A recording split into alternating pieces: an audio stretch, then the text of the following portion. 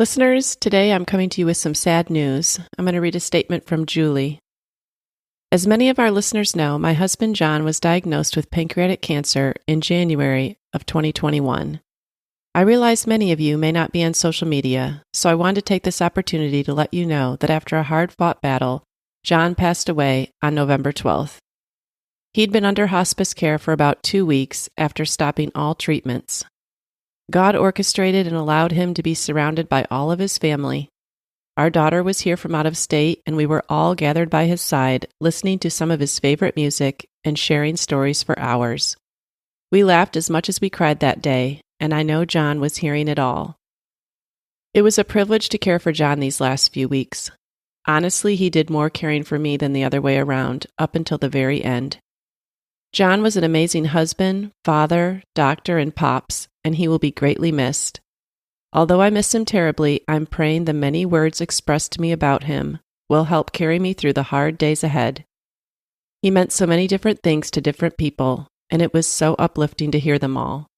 I was so blessed to have had the life I had with him. It wasn't perfect, but it was a great adventure, full of joy. He was my biggest encourager, confidant, and best friend for over 35 years. Because of his faith, John is not lost. I know exactly where he is. He is whole and well with his Savior, Jesus Christ. He made it. His race is over, but ours continues, and that is the hard part. I covet your prayers as I try to live out my life in a way that glorifies God and will honor John. John wants me to live a full life and be joyful again, and I will. God has always been faithful, and he will be again. I have so missed being here on Midlife Matters with Marie and Mindy these past few weeks, and I want to thank them for so intentionally carrying on.